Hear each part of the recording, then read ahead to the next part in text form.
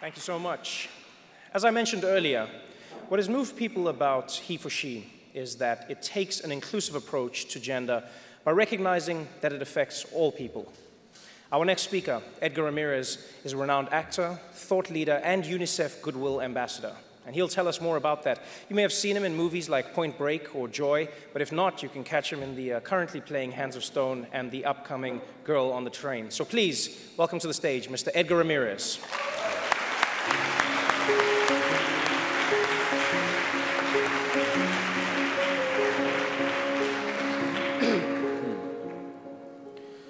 Good evening, His Excellency, President of Finland, Your Excellencies, distinguished guests. It is my honor and pleasure to be here tonight as part of this HeForShe second-year anniversary. And it's a huge pleasure because personally, it is a real special night for me. Some of you may know me as an actor, but one of my early career ambitions was to be a diplomat or a politician. So I'm definitely getting to live my second dream tonight. I'd like to begin my remarks by posing a question. What does it mean to be human? I know, this is a big question, and I'm sure we all have our own ideas, but I'd like to share my perspective. During my university days, I was attracted to a number of different fields.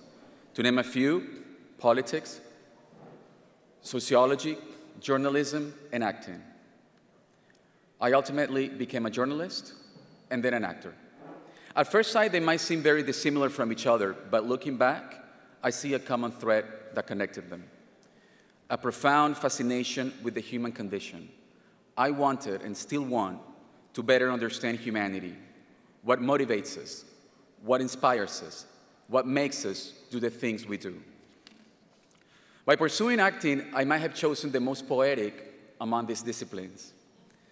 But each of them offers a piece of the truth and partly answers the question, what does it mean to be human? I'm able to discover this truth by exploring the nature of my characters and their contradictions. When I approach a role, it is often first with the eye of a journalist. I begin by documenting as much as possible the historical context of the character, the spirit of its time, the events surrounding his life. If my character is based on a real person, which I've done plenty, I hold interviews wherever possible by posing questions to someone I'm cast to play, or to a family member, or to a close friend, or someone who can provide me with a sense of his public perception. I get the first insights into my character's humanity. But as an actor, I must go even deeper. I have to go to the core of my character's feelings. To give an honest performance, I have to fully establish empathy. Acting is nothing but an act of empathy. I have to get inside their emotions and feel what they feel. And through this process, one of the things that I'm reminded of over and over is that all people feel, and they feel deeply. And all people struggle with those feelings because feelings inherently exist in contradiction. This is part of what it means to be human. Our feelings and our contradictions are as human as our blood and our bones. And in the same way that we struggle with our internal contradictions, our society struggles with its own. For instance, how does a being, a person, who feels so deeply, as we all do, thrive in a culture that discourages feelings? That is a reality. And it is the reality for many people around the world, and particularly acute for men and boys. And I know it well because I was one of those boys. In the macho-normative culture that pervades much of the world, little boys are told not to cry. They're taught to suppress their fear or turn it into anger. Male adolescents are given the message that their role is to dominate, and that studying art or music or drama is somehow not masculine. Cultural messages about masculinity often involve being tough and disrespecting women.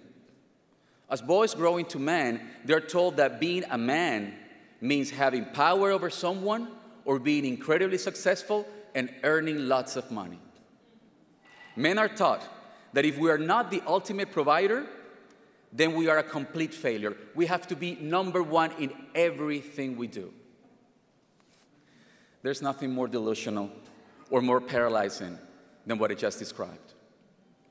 As a student of the human condition and a man in a macho-normative culture, I've seen firsthand that this paradigm sets many men and boys up for failure. To be taught there are sadness and fear, anguish and grief, the very things that make us human, our feelings are shameful. To be encouraged to suppress our humanity and conform to socially accepted views of what it means to be a man. To absorb in our skin a version of success that is burdensome, unnatural, and excessively competitive. These distortions come with grave consequences for men, women, and societies as a whole.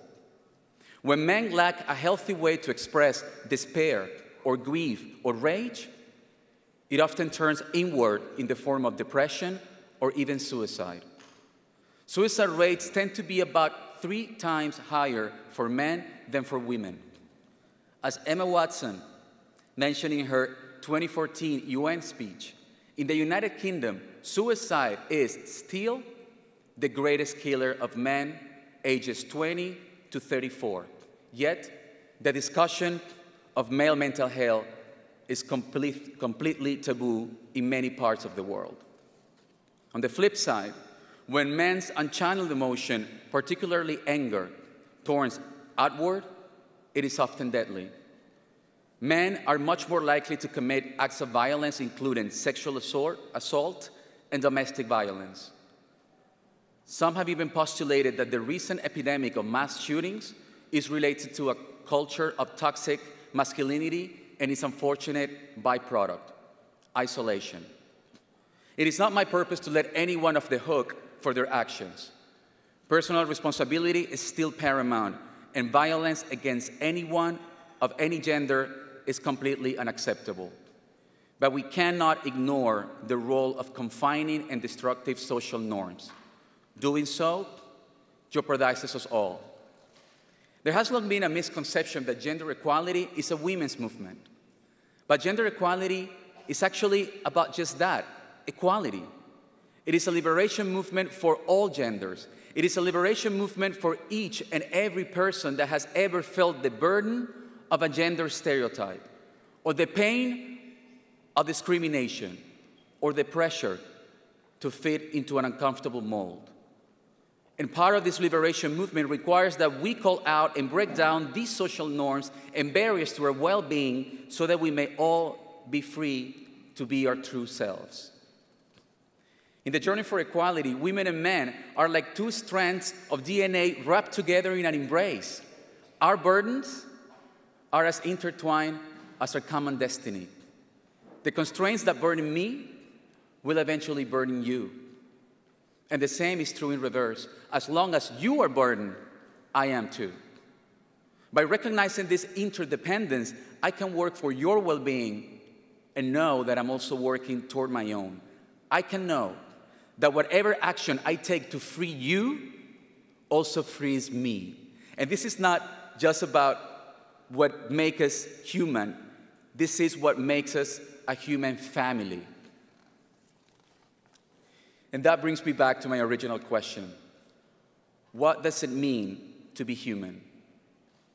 While I appreciate how different fields help us get closer to the answer to that question, I'm grateful that I pursued acting. It was a truly scary choice at the time, but I'm grateful. And I'm grateful because my characters have not only shown me human truth, but they have revealed to me my own truth, my own contradictions. Acting has taught me to resist labels. I know that my characters are not good or bad or strong or weak in the same way that I know that about myself. Their beauty, Our beauty is born out of our contradictions and the blending of light and darkness and the combination of all of our traits. There's power in embracing that. There's power in embracing everything we feel. Because all human beings display different attributes in different proportions at different moments in our lives. We're all fragile sometimes. And we're all tough sometimes. We're all sorrowful sometimes. And we're all hopeful sometimes. We're all afraid sometimes. But we're all brave sometimes. We're all the darkness, and we're all the light. These traits don't make us a man or a woman. They make us human. Thank you.